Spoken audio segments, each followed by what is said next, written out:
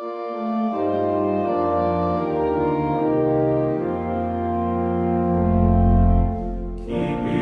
the real Reformation alive, one topic at a time. Doth protest, doth protest,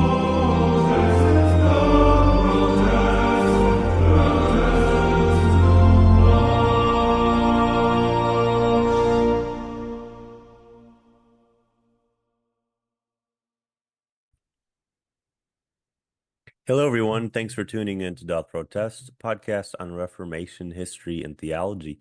And James and I are here today. Oh, and just a reminder, for our listeners, I haven't put a reminder out in a while, but please give us a rating on whatever streaming platform that you listen to us on. Give us a rating if it allows you to do ratings and reviews. We would appreciate that too. The more feedback we get, the more the algorithms may put us out to more people, and we importantly just like hearing back from people and what your thoughts are on the are on about the show. So, and another announcement, the Spotify issue has been fixed. So, um, we were having issues with our episodes being released on Spotify, not on other platforms there, but on Spotify. There was about 2 months. The last 2 months of our episodes haven't been on there, but now they are. So that's good news. And so thanks to the people at Spotify I talked with for fixing that. So and James, as I said, is here with me today.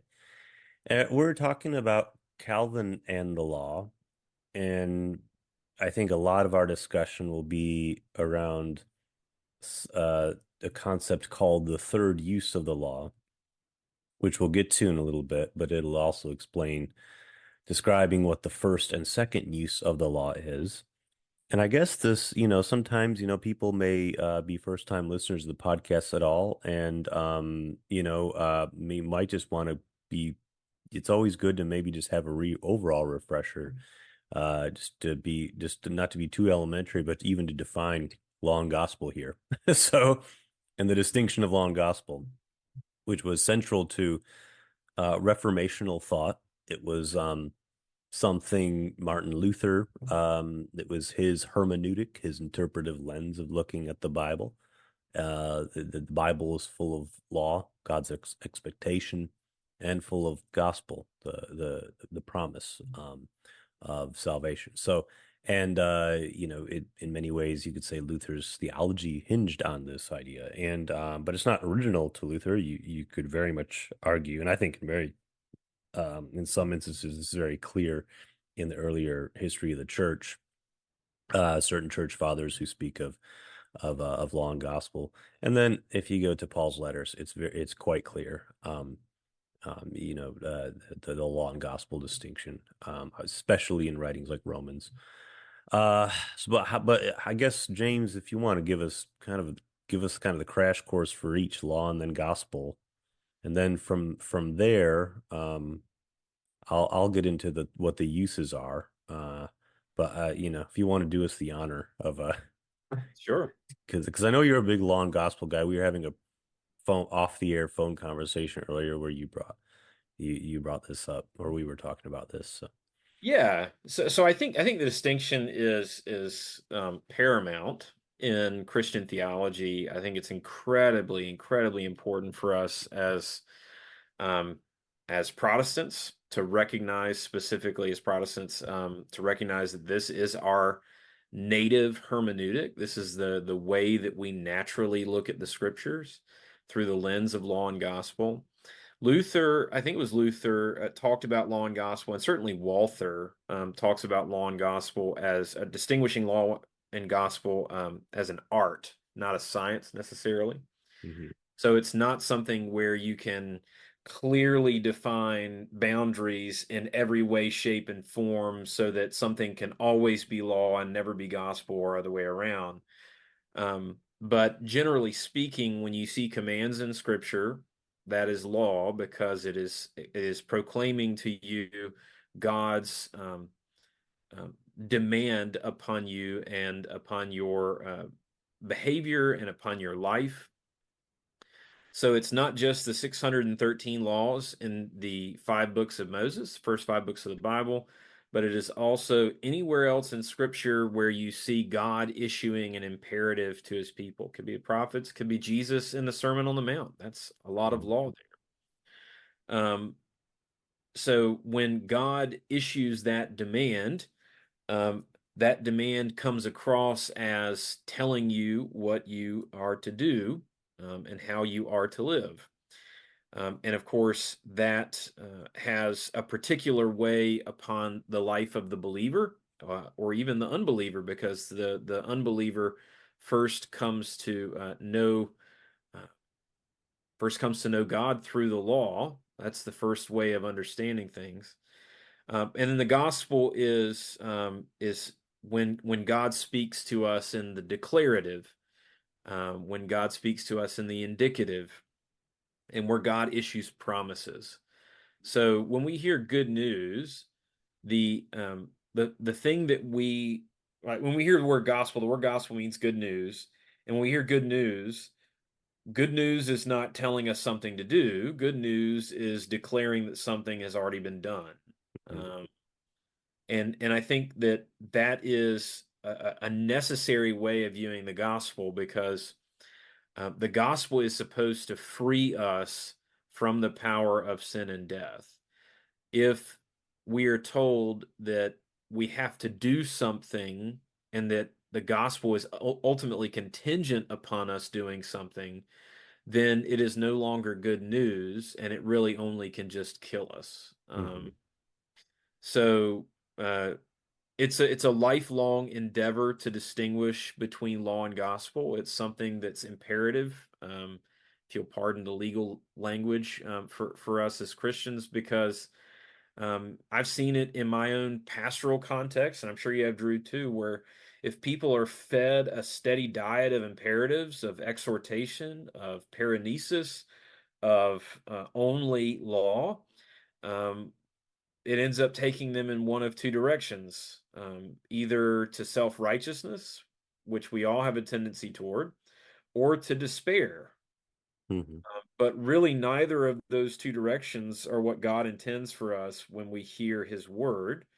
That's why he has his two words, law and gospel. So, Yeah, I think that was well put. And of course, as I said, law and gospel distinction is, you mentioned Luther, you mentioned, C.F.W. Walther, even, because I know you've read a lot. You've read a lot of Walther. I haven't really read a lot of him, but I know he is one of the, if you were to have a Mount Rushmore of Lutheran theologians, I've heard Walther would be on there, I guess. So, he would be on there for the LCMS, to be sure.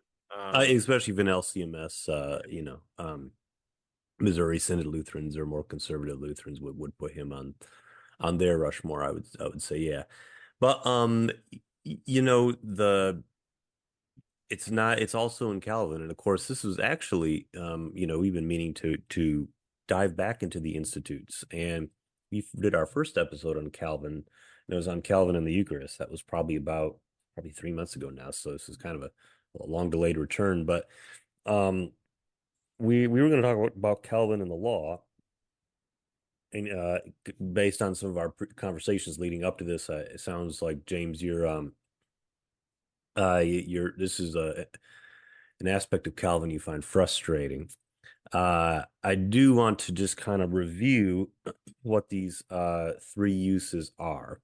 Yep. And when I say James just described the law and what we mean by when we say the law, the imperatives that are found throughout Scripture. So the law has a certain, it's a good thing, though, because it's God uses the law in several ways. And I'm just going to quote right from, there's a similar version of the three ways God uses the law in Lutheran theology, in the Formula of Concord, which we'll get to later. there's a great Lutheran debate over whether there's two uses or three uses. I think it'll be worth getting into that too. But since we wanted to get back into Calvin, this is from the second book, seventh chapter, where Calvin really lays out the law. He says, for Calvin, the first use of the law is what is often called the punitive use. The law being like a mirror. Um, Thinking of it as you see yourself in the mirror and you see your faults and you see the bads you have done, right? To quote Calvin, but after he is compelled to weigh his life in the scales of the law, laying aside all that presumption of fictitious righteousness, he discovers that he is a long way from holiness, as and is in fact teeming with a multitude of vices, with which he previously thought himself undefiled. Unquote. Calvin draws upon St. Augustine, who says the usefulness of the law, and remember, Augustine lives a millennium before the Reformers, but even Augustine sees this use of the law, that the usefulness of the law, Augustine says, lies in convicting man of his infirmity and moving him to call upon the remedy of grace which is in Christ. Really, that sentence by Augustine really sums it up. And this, again, this use of the law, I mean, you see it in Reformed theologians and Lutheran theologians, and you see it here with Calvin right from his own hand, and you see basically that same understanding of this punitive use of the law in Luther. The idea of that you are basically woken up to the fact of your all your presumption is taken away because you are you see plain as day, you're convicted, and you see plain as day your infirmity. So so that's the first use. I could continue. I could get into the other two, or any comment on that, James, of the first use of the law, according to Calvin? Yeah, according to Calvin, first use of the law. One of the things that I find fascinating is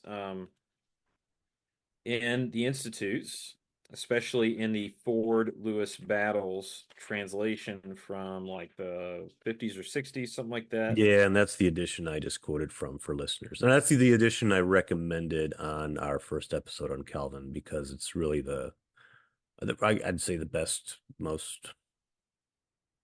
translated critical edition, you could say, or Oh yeah, it's undeniably. Yeah, it's like the standard. It's like the Kolb Winger Book of Concord. If you're gonna, yeah, I would say it's right. Well, and the sort other of thing is that the standard before Ford Lewis Battles was Henry Beveridge from the 1800s, Mhm. and in the introduction to the Institutes, Battles, not necessarily unself-servingly, um, tears tears that translation up quite a bit for how it was handled and treated and whatnot. I mean, he doesn't say it's the worst thing in the world, but he basically says, "I'm going to give you something that I think is better," in effect. Yeah. Um, so in the Institutes, when we get into Book 2, Chapter 7, which is where he starts to go through the negative and positive aspects of the Ten Commandments, Mhm. um, Battles talks about in one of the footnotes how Calvin understands the positive evaluation of the law. He says, for Calvin, a positive evaluation of the law allows the third use to be the principal one, while for Luther, the condemning function is the chief one. Calvin regards the condemning function as accidental to its true purpose. And Battles quotes from Calvin's commentary on 2 Corinthians 3:7 and from Romans 7:10 through 11. And it says, Calvin habitually asserts that the law has validity only as it is related to Christ. So all that is to say that for Calvin, what Lutherans would call the third use of the law, Calvin understands as the primary use. What Lutherans would call the second use of the law, which is the mirror, the the condemning function, The the punitive, yeah, as punitive, we're calling it, yeah. yeah, the Brutal. punitive use of the law is accidental, but he means accidental the in the Thomist sense, that it is not part of the essence of the law, but is simply something that is an accident, not like, uh-oh, this shouldn't have happened, but like it's not the essence of the law, but kind of a part of the law's outworking. Is that how you would describe it? I would, well, I mean, I'd have to brush up on my Thomistic philosophy of accident, but yeah, it's not like a oops, I dropped my glass of water on the floor and it broke. I had an Right. accident, but the philosophical sense of not something something that's not it's not the essence of the thing, but it's something that um I mean, I think you described it. I won't try to describe it in a better way. I think you did it fine, and I think which is kind of related to how we use acts. It's not the same thing, but it's kind of related in a way. You could make the analogy because if I break something, that thing is not supposed to be broken, but it is. It's just what ends up happening, and I think I find myself. I'll admit to you, James. I don't. I find myself struggling to disagree with Calvin there. I think if you look at it in the sense of, God's law brings terror, but it brings terror to the sinner. And sin is, it's against God. And so the law shouldn't bring terror, but unfortunately it does because of the entrance of sin.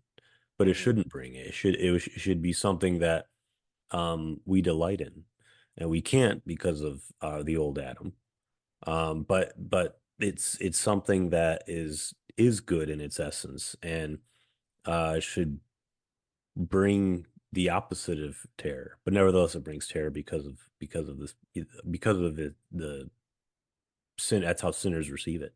They're terrified. They see the weight of it, as we just described in the definition of it. So I don't know. What do you think of that? well, so I see your point.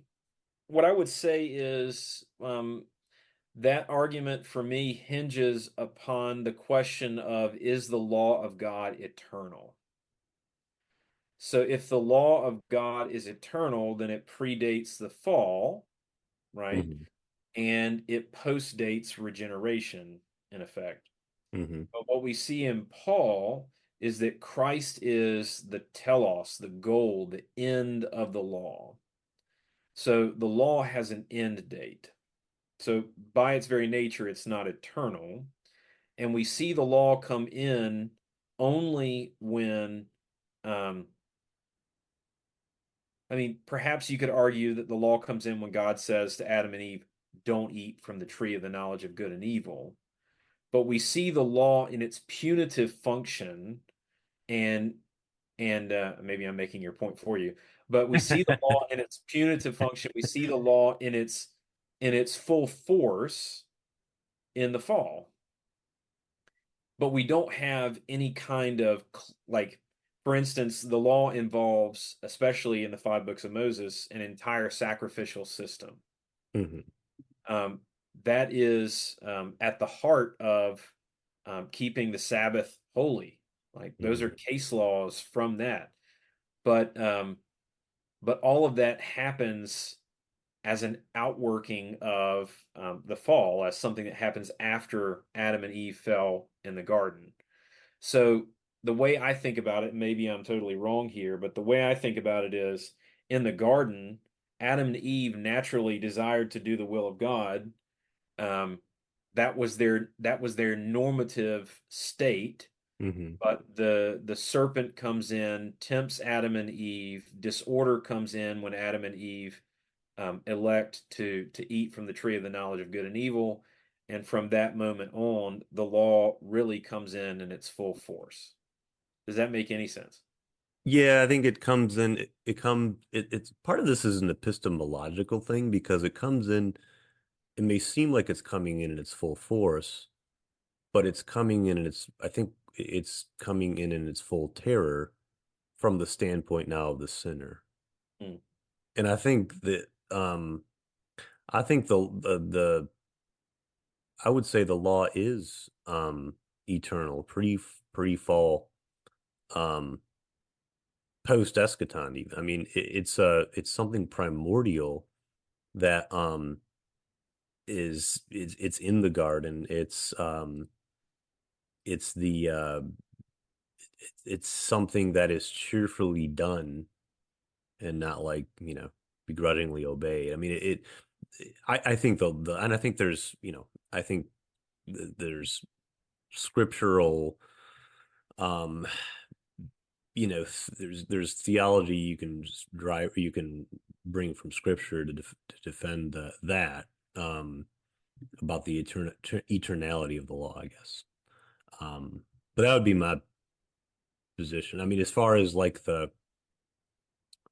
in law in now law in the certain format or the manifestations of like um the ceremonial laws given during, the days of the wilderness. I mean, obviously like those, I don't know if those are the essence of the law though. I think those were, those are time bound, I would say, but I would think, I mean, I'm sitting next to a book that we were going to get into later because it is Luther's disputations with the Antinomians, and it says um only the title is Only the Decalogue is Eternal. I'm trying to see where that title's taken from, but I'm pretty sure that would be the um 'cause, yeah, it casts light on the eschatological validity of the moral law frequently emphasized by um Luther. I take that to mean Luther would think the law is eternal too, at least the moral law, if you want to break it up by moral ceremonial. So I just think, yeah, it's more of it's when we're talking about the punitive use of the law, I would say that's something that um is brought about from the fall. That's not something eternal, but that's unfortunately because of the fact of sin now. That's and whether we want to argue that the primary use like Luther would, I think there's a good case for that. But the fall would explain the why the law functions now that way to us humans. Yeah. Sorry, man, I didn't mean to like shut you down. No, It was like no, you didn't. this is the most Uh, heated episode we've had. no, it's not heated. I'm just thinking. I know. So, um, See, listeners, we don't James and I have not disagreements, but we have we look at things from different angles sometimes, at least. sure, Yeah. sure. Yeah, I But I'm mean, also fishing for words. I've had a long day and I might not be explaining myself the best. So no, you ask are. for No, clarification if you need to ask.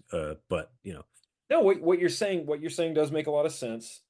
The way that I tend to think about the law, not to say that my thoughts are universal, but the way I tend to think about the law is that the law always accuses. That's that great Lutheran phrase, lex semper accusat. mhm, And for me, what I think, what I believe is that really, when it comes down to it, on this side of the resurrection, the law is always going to accuse because of the fall. mhm, So we can speculate, and we can build systems of theological understanding, but ultimately, when the rubber meets the road, because of the fall and before the resurrection, the way that we really need to think about the law primarily, if not only, is that it is there to accuse. mhm. And I Because think that's primarily what it ends up doing all the time, practically speaking. Sorry I cut you off, but no, no, no. So this is where I think there's a subtle shift between what Calvin is saying and what Luther would be saying. mhm, I think for Calvin, the third use is for the regenerate the primary use of the law, and what he calls the first use, what Lutherans call the second use, that takes a back seat. Whereas I think if Luther would argue for a third use, and I think that really is up for debate, although I tend to say probably not. I know many who would, many whom I respect would say that. But Luther would certainly never place a third use of the law above his second use, the punitive use, the theological use of the law, because that is always what is going to be in the mind and heart, even of the believer, is that I have sinned and fallen short of the glory of God. There is nothing that I can do to save myself. Not when I look at the law, hey, look how good I'm doing. That's not the way that it functions. But I don't want to preempt what we're going to get into in a minute, I guess. So I'll Yeah. probably stop there. Well, I think the punitive use is most often I think that's what the law does to that is the biggest effect I think it has on all people. I mean, is whether, they deep down they know when they, for instance, taking the Ten Commandments, when they really look at each one, there is that does have the effect that they feel the weight because they know that there's one or two that they can, have a vivid memory of transgressing. And so, um, before they may see that it's a good thing. It's a blueprint for how God desires us to live, but it doesn't escape from the fact that you're first and foremost going to see how, wow, I don't know if I have always lived up to that. And even if like you think you want to live up to it, there will be the fear that you won't, at the very least. So I think that terror it brings, Have you ever watched the TV show American Ninja Warrior? It's been years, but yeah, I mean, that's a So there's always this hurdle at the end of the run called the warp wall, right? Mhm. And so, um, if I'm remembering this and not conflating it with another show, sometimes there is a shorter side and a taller side, Mhm. right? And again, I might be so if our listenership corrects me on this, that's fine. If But we have Ninja the metaphor Warrior still hopefully will fans, work. yeah. People want to try the tall side to get up, and it is darn near impossible. But with the law, it's not only darn near impossible, it is as if it is 50 feet higher than the tallest warp wall. Hmm. You look at it and you think, I wonder, could I do that? And then you fall down multiple times and realize, absolutely not. Hmm. That doesn't mean that it's somehow objectively or morally wrong. The law is obviously good. It is given Hmm. by God. It is his creation design and creation intention. But um, as believers, even we continue to fail to scale that wall because we still are, Hmm. sinful on this side of the resurrection. That's where the symbol comes in. Right. Um, I'm gonna jot a note down because I do want to revisit that point of the point of the impossibility of keeping all that. And I've seen I won't get into the details, but I've seen some social media things lately that seems to offend some certain Christians. And like Right. if you're looking at just part of the picture, I can see why you'd be offended. But I found something really good after, yeah. But I'll get into that later. We need to. We're talking about these uses of the law. We didn't even go over the other two. So the Right. second use, and this is quoting again from Book 2, Chapter 7 of the Institutes of the Christian Religion by John Calvin. This is the second use. But they are okay. So before I quote, I'll just kind of explain it in my own terms best I can. The second use of the law, which would not be, again, Luther numbers them differently, but the second use for Calvin would be restraining evil, basically, kind of like how governments have laws against crimes, right? Someone can have a lot of hate in their heart and want to go commit murder, the fact that there's a law against murder is probably gonna, I mean, depending on the person, probably there's gonna be some deterrence there about whether that person actually goes out and does it. So, and this relates a lot to this second use, this restraining evil, that God's law, first use terrorizes us, second use or first use it convicts us, terrorizes us, shows us our shortcoming. The second use it through coercion and fear stops us from doing evil.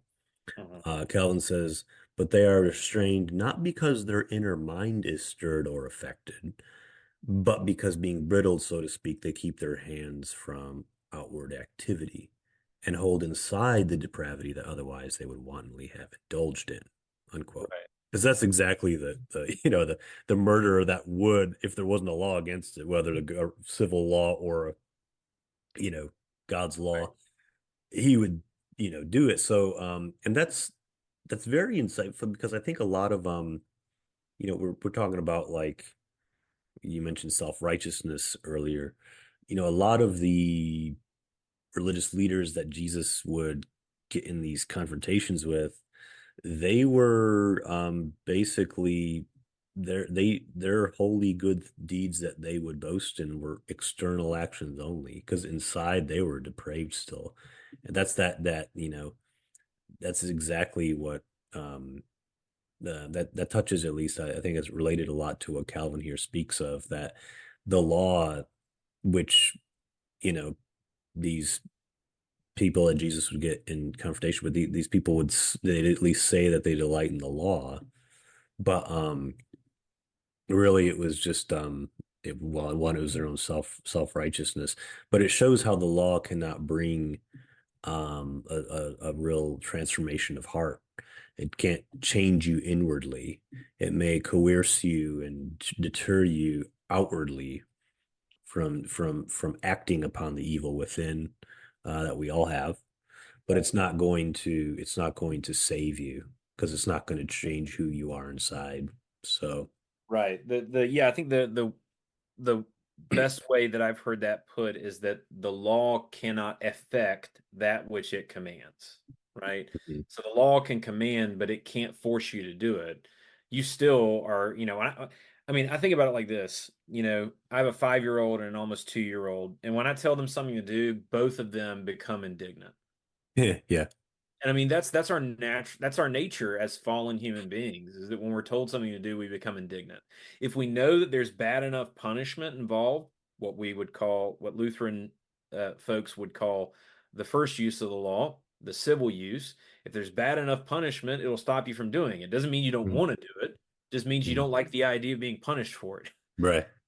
The second use is that which convicts the heart. So the outward action is often curbed by the civil use, but the heart is broken and conquered by the second use of the law, the theological or punitive use of the law, because we recognize, like, oh, I am self-righteous a lot of the time. I do want to do things that I know are bad. There's that old video from like 10 years ago of that kid who got I think he was like 10 years old and got pulled over driving his parents' car, and when he was, interviewed shortly thereafter, he said it's fun to do bad things. You remember Mhm. that? I don't, but Yeah, but that's I mean, depravity that has worked its way outward. right, So- right. Yeah. I mean, it is that is the nature of the fallen human being, is that we Mhm. all think it's fun to do bad things. Right. So I don't remember where I was going with that, but I'm wondering, well, yeah, where were you going with that? Because I knew you were gonna, well, it comes to mind, interrupt and tell me. okay. Well, I'm wondering now whether we could go in one of two directions. We could either go on and get into the third use, or we can spend more time on this twofold use, because I think I'm with you. I think Luther himself, I know this is a Calvin episode. Here we go, jumping back into Luther, but Luther himself, very much as I could mine his work, he doesn't seem to ever endorse what this third use is. He speaks of the law as doing one of two things at all times. The terrorizing we spoke about, um, the punitive use, and then the second being the restraining evil. We said the law does those two things, and in doing so, um, drives us to fear, but it that in doing so, it prepares us for the good news of the gospel. Right. Um, and so, I was I guess I'll go with this. The when you said earlier that about the impossibility of keeping the law, um, there's certain Christians who, a lot of them probably not really well acquainted with writings of reformational writings and reformational theology, who say, well, no, like the Bible has these laws and it says do it if you, it doesn't say do it if you can, it says do it, right? Mhm. And they would tell maybe us that like we're not, like we don't take that seriously enough, or that we think it's impossible, because God's law is impossible to fulfill, then it doesn't matter or something like that, which is not what we're saying. And it's actually and we've talked about this term in past episodes, the term antinomian, which denotes this position that says because we are freed from the curse of the law absolutely doesn't matter in any way whatsoever. It's all the gospel now, right? Mhm. Law's over. So therefore, the the laws, because it's impossible to do, we can um, basically, we have total freedom. And, that it's a mistaken theological position, because the law has its proper function that we just talked about, Luther and Calvin, even though there's areas they disagree on. We'll get into that, but Sure. they held that the law and the gospel are both necessary. Another way they misread us, these people talking about, and is if they don't like, they would think that they would mistake our reformational theology for that of antinomianism. That's what I just mentioned a little bit ago, which is false, because there's a whole back catalog of reformational writings against the antinomian position, of which I have a copy here, which I'll get into in a sec, of Martin Luther's disputations with them. But there's also, they would probably say that we are, because the law is impossible to uphold, we can do whatever the hell we can do whatever the hell we want, and that's a Mhm. straw man, if anything. But I mean, but and that's not that's absolutely not what we're saying either. Right. You know, so there's a book I'd recommend our listeners. It's I don't believe it's in Luther's Works, the American version. I believe it is only, and I could be mistaken, I believe this is only in the Weimar edition, which is in German. But there's a place called Lutheran Press, which does translate some of, which is taken upon itself. It's not a big name publisher at all, but they have taken upon themselves to find certain works of Luther in German and bring them into English. And there's a really good quote I read, um, which I wish I would have had when I saw that social media little dispute over, Right. um, that, oh, you sola fide Christians, you Reformation type Christians, you just think the law is impossible, you don't care about the law. So this is, the Antinomians say, we are not obliged to do the impossible. The law is impossible. Therefore, we are not obliged to do it. This is Luther's response. It is said improperly, that is, not rightly and not fittingly, that we are obliged to do what is impossible by the law. When Adam was first created, the law was for him not only something possible, but even something enjoyable. He rendered the obedient he rendered the obedience to the law that required with all his will and with gladness of heart, and did so perfectly. Yet what now after the fall is impossible is so not by the fault of the law, but by our fault. It is not the fault of the one binding, but of the one sinning. Hence this statement, the law urges us to do what is impossible, needs to be understood fittingly. For if you want to preserve the strict sense of the words, it sounds as if God himself is being accused of burdening us with the impossible law. Yet it is sin and Satan who made the possible and the enjoyable law impossible and terrifying, who are to be accused. So, and that touches a Right. little bit upon our conversation earlier about, how does how does it fall into place with the fall and everything? And not that we have to hammer on that anymore, but like it's not, God isn't burdening us. Like, we're not saying that God's burdening us. We're saying it's our fault that the law is impossible to do. Right. So, Right. um, I would say that that when we think about like who is the one who's using the law, right? I mean, who's in the driver's seat when it comes to the law? I would say that God is the one who uses the law, not human beings. And this plays out, I think, rubber meeting the road when we see and hear problematic preaching, which is basically people in the pulpit saying, you absolutely must do this. I'm shackling you to this thing that you must do or else kind of thing. mhm, And what that does is that's where the law ends up leading to self-righteousness or to despair mhm, instead of doing its proper thing, which is the law can only kill you, it can't vivify you. The law can only kill you, it can't resurrect you. Like that's mhm, why you need the other word, as it were. right. Um, so that's something that I think I will say this about what you're just saying. I'm not nearly as concerned about the question of the goodness of God when it comes to an impossible standard. Mhm, Part of that is because how Calvin has influenced my thinking that God being sovereign, anything he does is by nature good mhm, because he is the one who created all things and he has full right of agency over the entire creation. mhm, So if God gives us something impossible, that doesn't mean we get to say from our small, tiny little vantage point, God, how dare you? What that means for us is that we have to recognize that if God is doing this, God is doing it because he knows it's for our good ultimately. yeah. So that's kind of where I'm coming from, especially with regard to that argument that happened on social media last week.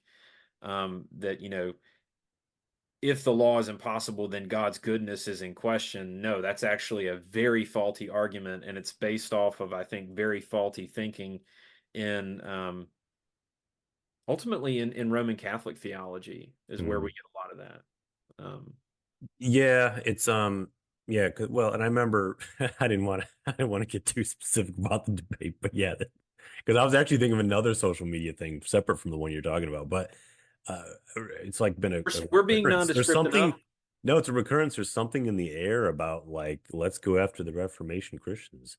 Hmm. It was an Anglican I saw, right? I won't get into Hmm. specific, but no, I remember because you're what you say though, James, and I think you spoke further, when we talked off the air, is that we can't project our ideas or impose our ideas of goodness on God, Right. because our ideas of goodness are flawed, right? Right. So so yeah, I think but so when it comes to preaching and so this is something I'll admit I've never been able to neatly place into the law gospel framework as much, is the idea of the law of love. I guess you could say, like, when there's Paul's exhortations for love, and they always sound to me very comforting, because it's, he's trying to bring peace often in the discord that's going on, and he talks about the fruits of the spirit and how the importance of reconciliation and how this happens, through through, in his part, the actions of the community of faith, and how they deal with each other.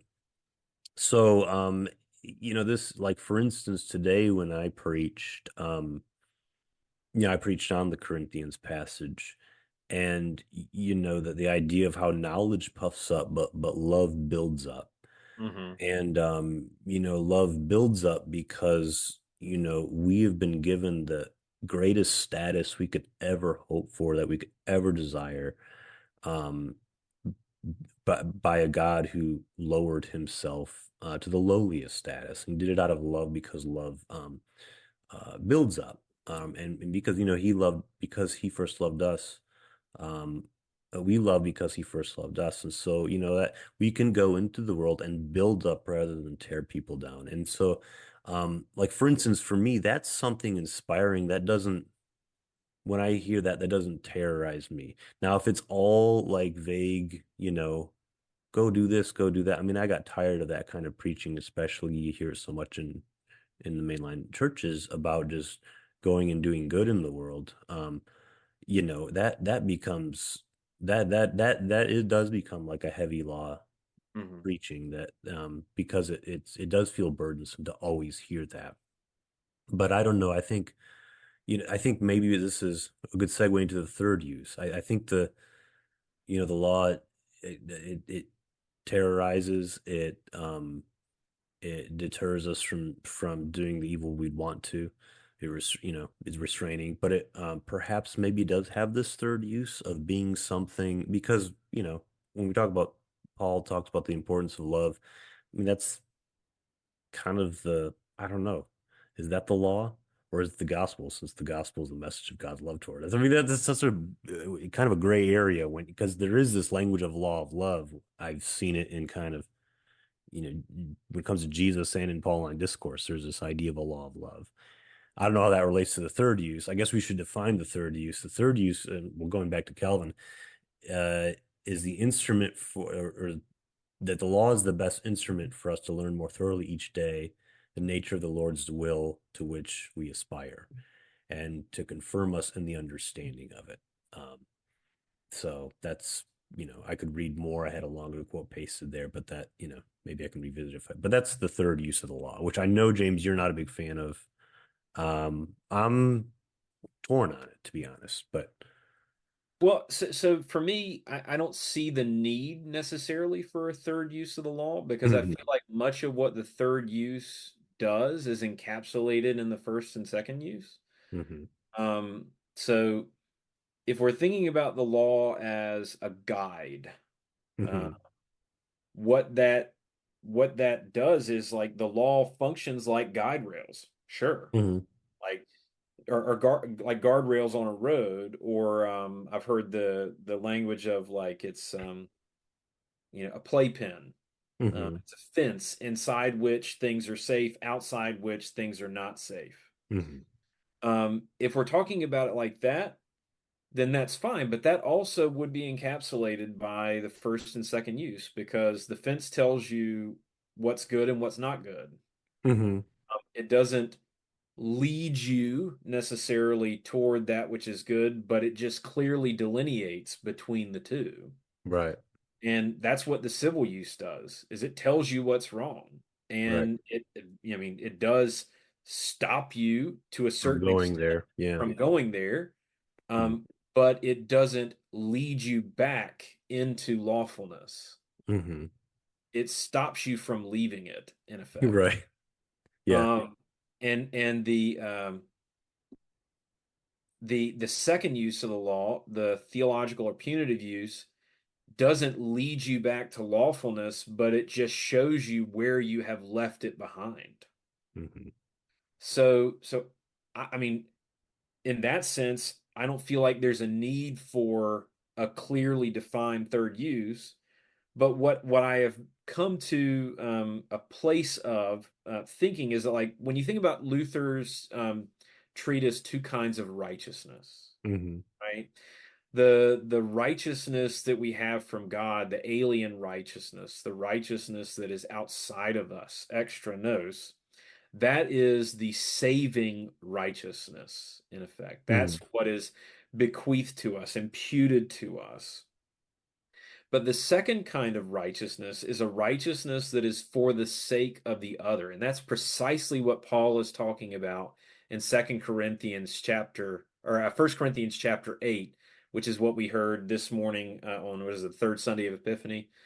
Um, Whenever folks are listening to this, it's January 28th, so whatever that Sunday is. I'm on sabbatical, so I'm not looking at it. Yeah, though it'll still be the last Sunday election when by the time this is published. Yeah. Right, right. So, But the point of that is that when we hear that, what Paul is saying about sort of the preacher that I heard today at Trinity Upperville, Jonathan Adams, what he was saying was Paul is calling upon brother and sister Christians via this weaker brother argument to set aside some of their rights as believers for the sake of the other. Hmm.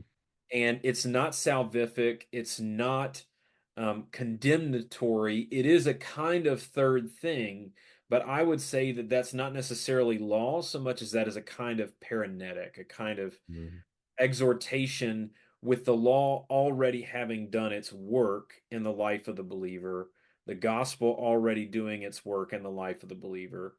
And this paranesis is a kind of tertia quid almost. It's not Yeah. quite law, it's not quite gospel, because it's something that pertains to the life of the believer insofar as we are a new creation already. Mhm. Does that make sense? It makes sense. I think the third use of the law is maybe not because it seems like the law is very in the first. Now again, it's reversed for Lutheran and Calvin, but the second use is the first use for Lutheran, vice versa, right? Did I get that right? Yeah. But those first two uses, I feel like the law is more active. It does something to you. But Right. in the third use, at least the way I think if we go with your analogy, James, about like seeing the law as a guide in the sense of guardrails and parameters, yeah, that really does just end up easily becoming second use or first, depending on if you're reading Luther or Right. Calvin. Um, and in a very arguable way, it becomes is the theological use as well, the punitive use, the mirror use. Again, all these two different uses have many names. But I think but the way I see Calvin speaking of the law and the way I see the Formula of Concord uh framers, the writers speaking of the law, and I can quote from Formula of Concord in a moment, is more of like not the active thing doing something, but it's something to that you look upon and you Mhm. see its goodness. Like if the regenerate Christian, the one, who, it's what's their example of what godliness is, right? Um, it's seeing, it's seeing the law. And yes, we still have the old Adam in us. We still struggle with sin. We're still simultaneously saint and sinner until the resurrection. But it's a guide in the sense of that you can see it and see why, oh yes, this is God's will for humanity. And it's not, it doesn't put the burden of saying you have to, I don't know, follow it well, okay, that's we just kind of hashed that out, the But impossibility I factor, but it's still like it's there, it's something to see that it is something from God and that's God's will for us. Um, in that sense, yeah, it's so, a so, guide, so It's a yeah. visual, it's an example, it's a demonstration, right? It's not something we're not lost to know what God wants for us um Well, and that's where I think Calvin and Luther would be in agreement when they're looking at the Ten Commandments, for instance. Luther said before Calvin that each commandment has a positive and negative aspect, right? mhm, Thou shalt not is obviously the negative, but there is a positive to it. So, like, thou shalt not steal. For Calvin, that means don't take anything that doesn't belong to you, but it also means protect the belongings of others. mhm, Um, so in that regard, you see the thou shalt not as the kind of legal the legal thing that enjoins you, but the positive aspect would be the kind of thing that I'm calling paranesis. And maybe I'm splitting hairs here, but I mhm, don't want to give too much ground because I think I'm standing on solid ground here that um, the positive aspect of each of the commandments is something that is not in and of itself a uh, a function of the law as the law is understood in the first and second use, Hmm. It is a function of it's a fruit of the regenerate life. Hmm. So I guess I wouldn't categorize that necessarily as law, but Hmm. but again, maybe I'm being sophistic, and maybe Luther would. Well, yeah, I think it is a fruit of the regenerate life. And we're freed from the curse of the law. But it's the law still. What is that fruit? What is that fruit doing? It's doing something in accord with what God originally desired for his humanity. And that's seen in its uh at least it's I guess it's written manifestation in the Ten Commandments. But yes, even though it's in negative language, a lot of that. I don't know. So I see the connection between what the fruits of a life of faith and a life in the spirit with like um what God originally intended for people, but um you know given the caveat of we are not under the law, and Mhm. we're not ruled by the law anymore.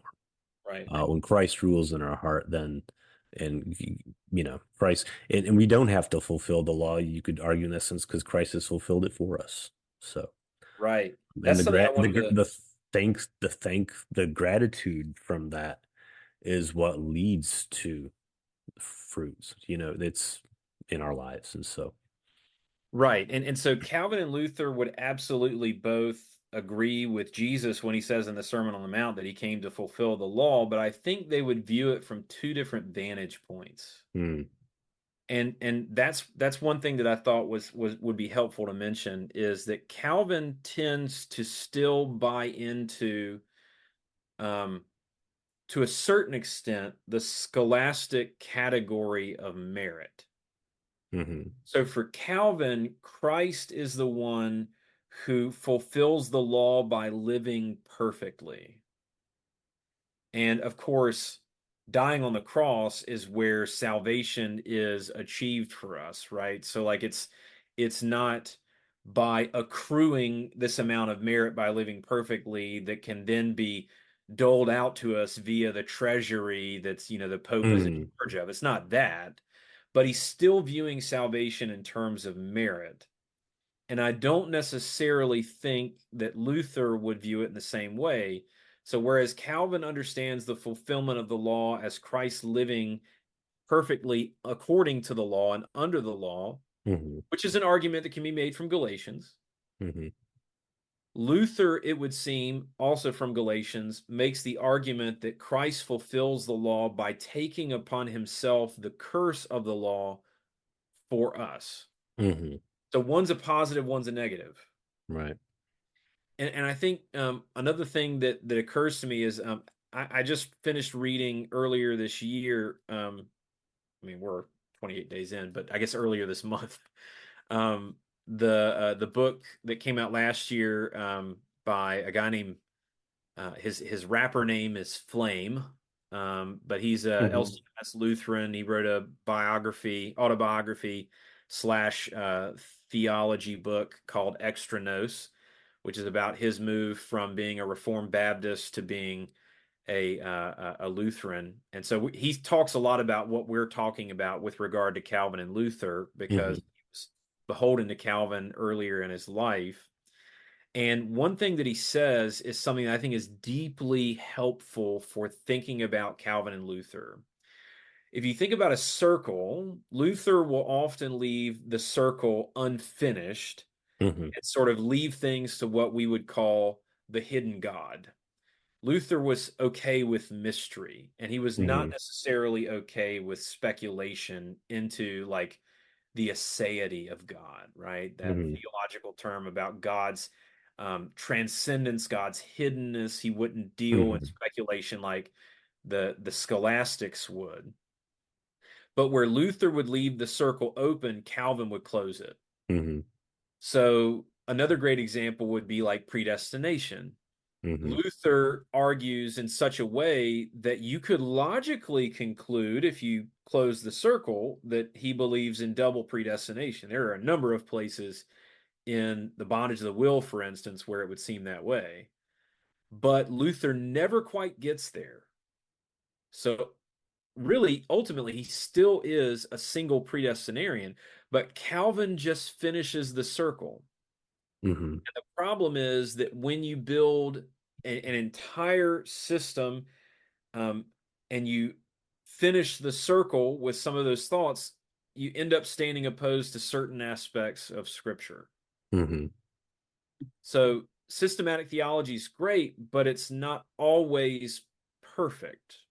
And Yeah, I understand. And that's what I like about, well, and we've brought it up a lot on this show. Our part of our respect for Luther is that he's not a Calvin. I mean, I respect Calvin too, but Luther he's very practical and he's very pastoral, and almost any type of treatise he writes, and then and I mean, a lot of his writings are lectures and sermons, but anything he sets out to any theological topic he sets out to tackle is due to something going on. right. But to be fair, you know, I think that's true. Luther leaves the circle open, Calvin closes it. But I didn't know some of the history behind this third use debate, and I know we're getting low on time, but I just wanted to recommend one book to listeners. Long Gospel, Philip Melanchthon's Debate with John Agricola by Timothy Wengert. It was part of the Texan Studies in the Reformation and post-Reformation thought. Because Luther was so, in many ways, concerned with the legalism and the self-righteousness and everything he saw he decried in the church of his day. Um, he and his emphasis on the need for the gospel to be heard again, because all was being heard was law. Um, you know, Not even a generation later, some Christians are wondering, like, if what is the place of what place does the law hold? That, there was the honest concern, like, we kind of what I referenced with the Antinomians earlier. And so this is when Philip Melanchthon comes in, of course, who we've brought up on past episodes here and there. And he's really the one, I think, that we can trace this third use of the law back to, for better or for worse. I think it's, he was in this debate with Agricola, who took really the Antinomian stance, who tried to throw the law out altogether from any type of systematic theology or any type of understanding of law and gospel. It was gradually over time, the law, he completely devalued it. And so Melanchthon was trying to, I think, do something good, regardless of whether you agree with his conclusion, was to preserve the law in our theological understanding. And I think Luther would be there too, as far as preserving the law and our theological understanding. As far as the uses, Right. So that's a good book. Recommend that for listeners. That's more history. We talk mainly about Luther and Calvin, but Melanchthon and the broader Lutheran tradition there's a lot to unpack there. We could do a whole series on this, but Yeah, but it is curious though that Melanchthon ended up at a place where he believed in free will. And I think a lot of that had to do with the way that he viewed the law and the way that he was willing to perhaps be a little more accommodating of some of the Reformed positions. The way I've heard it described, and I think it's helpful, is that when Luther talks about the simul, he talks about us as being completely sinner and completely saint, having these two conflicting identities that are within us. But when Calvin would think about it, not necessarily as being completely one and completely the other, but partially one and partially the other. yeah. So there is more agency involved in following the law in Calvin than there is in Luther, I think. And I Right. think It that's just why Luther, depends on the side of the bed you wake up for Calvin. right. I If you're mean, gonna be if yeah, you're gonna be more sinner, more sainted. Now, and Lutheran, that does escape some people, that I guess you could call that paradoxical way of thinking, that the way Luther frames so many things. But it's really, I think, the mark of his genius in a way. right. That's And the last thing I'll say is that part of the concern about Calvin, right? I mean, so Calvin tends to get a bad rap when it comes to a number of different things, and I don't think it's deserved. I love Calvin, and as I've said on this podcast and other podcasts, reading Calvin made me a Lutheran. Hmm. I really do love and respect Calvin. But the problem is that many people take Calvin's conclusions to a further conclusion, and that's why Calvin and Calvinism are not the same thing, right? So, like, Calvin wouldn't necessarily have bought into the 5 points of Calvinism at the Synod of Dort. Calvin wouldn't necessarily have bought into Puritanism as it's understood. But Calvin does, I think, agree with a Jonathan Edwards, for instance, when Edwards would say something to the effect of make haste to prove your election, like see about proving that you are elect by the way that you live. And the problem with that, again, reaches the pastoral level, which is if that's one's understanding of the third use, which that's not universal and how people understand the third use, but if that's how one understands the third use, then what that does is it undermines justification by, in effect, retrojecting those works back into a kind of justifying place. Not in the sort of eternal schema, God's schema of salvation, but at least in our minds. Right. Because if we are trying to prove our election by what we're doing, then naturally, because of our fallen nature, we're going to view those works as, in effect, salvific. Does that make sense? Right. Oh yeah. Well, it's the whole flawed idea behind that hymn. They'll know we're Christians by our love. Right. No offense to people who like that hymn. Right. It's never been a favorite of mine. But I know people who like it. But it's Sure. I know lots of Muslims and Jews and atheists who go around caring for their neighbor too. And probably better than a lot of Christians. Yeah, right. Well, I don't know. So it depends. But it's not if we're gonna start judging who's a Christian by their outward actions, well, yeah, you get into trouble and again you lead that's the law drives us to despair, if we're gonna start it's basically we're starting to define Christians by how they uphold the law, and of course, so and I know that's not how if I were to, I'm still on the fence on, the legitimacy of having something of a third use, but it would not be that if Right. So, Right. Yeah, James, I know you got to get going, but thanks for the conversation. It was good. Look, we will be coming back a little later for our next episode. We need to finish our third part for our reviewing of the Episcopal Fellowship for Renewal Group's 95 thesis they put out for the Episcopal Church. So I'm excited to do that. So, all right, take care. God bless, James. You too.